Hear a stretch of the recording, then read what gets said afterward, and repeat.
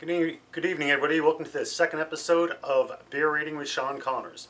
If you remember last week, we looked at Wexford wheat. Just a couple of things I want to follow up on that. I failed to mention last week the alcohol content. So for Wexford wheat from last week, the alcohol content is 5.0, so not a bad alcohol content. Another thing with the yellow belly Wexford wheat, there's actually a date on the back of it, drink by. That's normal thing with small microbreweries. You want to consider it a sign of freshness, whatever the case might be. Last thing you want is a stinky beer, a skunky beer. So if you're going to pick up a bottle of Wexford, make sure you check the date on the back. This week, we're going to go a little way across the pond, and we're going to enjoy a Bitburger. Bitburger is actually a German beer. The alcohol content on this one, 4.8%, so a little bit less than last week. As I mentioned, it's a lager, actually a pilsner to be a little bit more specific. So we're going to get our pilsner glass. If you're not aware, there's different types of beer glasses. I'm sure you've seen all different shapes and sizes. This one here is what we call a pilsner glass. So we'll just pour it up.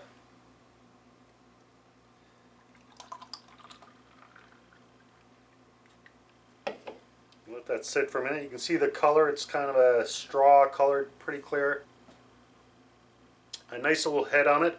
Actually, Bitburger is actually known for a little bit more head than usual. Nice little aroma to it. We'll let that sit for a second. And a little bit about the beer. As I said, it's a Pilsner. It's actually right on the can here. It's Germany's #1 draft beer. Now obviously I got this in a can, so it's not quite the same, but it's a big beer in Germany. It's as it says on the can, #1 draft beer in Germany. You think Germany, you think beer, you think Germany. So to say it's a #1 draft beer in that country, that's kind of big. And I believe overall it's the #3 bestseller in Germany. I could be off that by a little ways, but pretty much. It's actually served over 50,000 drinking establishments in over 70 countries. So it's a pretty well-known beer, especially in Germany. It's got a light taste to it. As I said, it's crisp, clear, typical lager type of thing. And it's known for its head and the extra fine bubbles.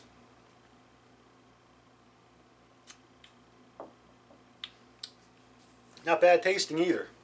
We'll enjoy that. We'll talk a little bit more about it. The brewery, actually, the Bitburger Brewery is actually in West Germany, so if you're ever around that area, swing by, give it a tour. A couple of years ago, way back in Afghanistan, I was in Trier. The Bitburger Brewery was nearby. Unfortunately, I didn't get to it. It's actually a private brewery, which is a little bit unique. It's privately owned. They've been around since 1817, so just almost 200 years. So it's not bad for a brewery. They obviously know their stuff.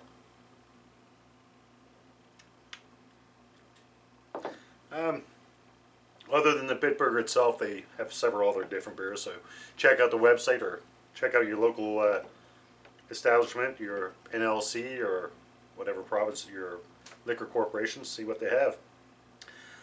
Another thing about the Bitburger Brewery, they actually have a pilot brewery on site. And what I mean by pilot brewery, that's a smaller brewery where they test new beers, they test new yeast, new hops, so they're obviously serious about beer. After 200 years, you probably think so.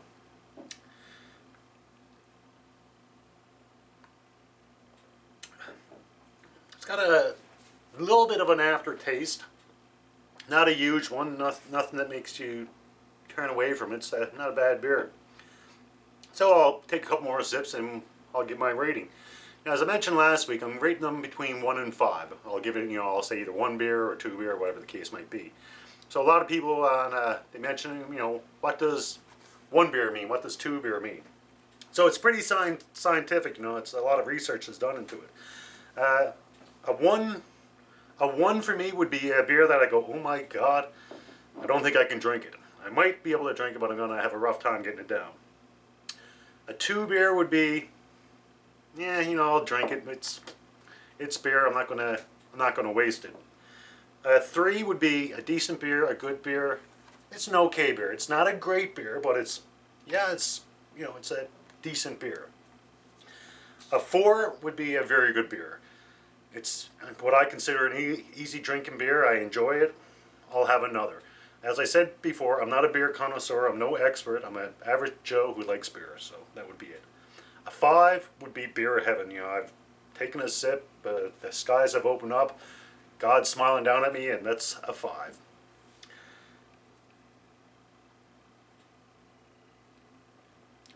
So we'll give that a second. I'm still debating. I'm thinking, I'm enjoying it. It's definitely no less than a 3. The big question now is it a 3 or it's a 4 or whatever the case might be. It could be a 4.5. It could be a 3.5. So I'm definitely going to finish it. That's for sure. I'm enjoying it. So it's definitely not a 1 or a 2. As I said, I got a pilsner glass, and well, we got a couple minutes. One thing I'm going to talk about is frosted beer mugs. You know, you come home, you have a beer, you got a beer mug or a beer glass in the fridge. You take it out, there's frost all over it. It's nothing, you know, nothing finer. I've done it myself. I got my freezer here in my bar. I've always had it full of beer, full of different glasses. In doing research for this program, I was surprised to learn that actually the frosted beer glass is actually not recommended at all.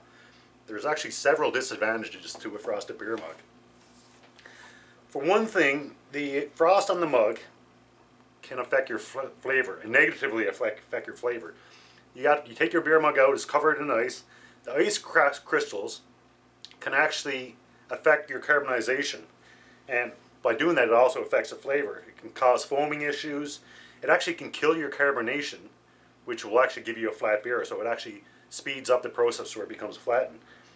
I don't know the exact science behind it, but there's actually, the carbonization can be drawn to the ice crystals on the thing. As well, a frosted beer mug, if it's too cold, it actually can numb your taste buds. So you're actually, once again, you're not getting the full flavor of the beer. And with specific beers, you know, ales, craft beers, and stuff like that, the beer is all about the flavor. So the last thing you want to do is do something that's going to negatively affect the flavor. Also, with a frosted beer mug, the ice can actually melt, and the condensation is actually going to water down your beer. So that's also something you don't want to do. And the final thing it can do, the frost can actually pick up the flavors of other things that are in your freezer. You know, a lot of times if you have ice in your freezer, you take it out, the ice can taste kind of off, and that could be because it's picking up flavor from other items in your freezer. Well, one website, they said, you know, go to your freezer, scrape off some of the ice on the side, let it melt, and taste it. Obviously, it's gonna taste skunky. So that can actually happen in your beer glass. You get that much frost on your beer glass, it melts, and the water from the ice melting is actually going into your beer. So you're negatively affecting your flavor. So frosted beer mugs, for the most cases, it's a no-no if you want to enjoy the beer and enjoy the flavor. With that being said, you know, you got a beer mug in, and it's a hot summer day. You don't really care what it tastes like. You just want something cold. The frosted beer mug might be in its place. One actually website they mentioned, they said frosted beer mug. If you're drinking what they call a macro beer, like your Coors Light, your Budweiser, there's not a lot of flavor in those beers. I don't necessarily agree with that. So they say, you know, a frosted beer mug, it's not that big of a deal. But when you're talking about microbreweries, craft breweries, it's all about the flavor. So you want to watch out for that. So what should you do? Get a regular beer glass, keep it at a room temperature. When you're cleaning, make sure it's clean, make sure it's spotless. Anything in the glass can pick it up. Also let it air dry. What else can we say? Use a mild detergent, don't use anything too harsh. Wash your beer glass as soon as you can. If you leave it for too long, you're going to get, you know, gunk on the inside, and when you wash it, a little bit could cause a difference in flavor. And also, some people recommend, just before you use your beer glass your room temperature beer glass, rinse it in cold water. Just give it a quick rinse, you know, kind of cool up the beer glass or whatever the case might be. That also will help you with helps with head retention, keep the head of the beer. And also lacing it. Lacing is more of an aesthetic thing, but it can also a properly rinsed beer glass and properly clean beer glass can actually have lacing.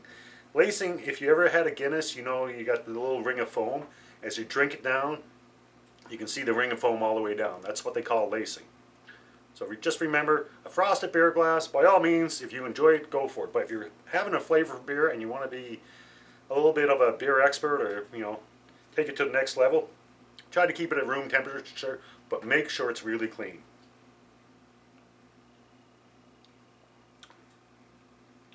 With that being said, folks, I'll give this one a rating.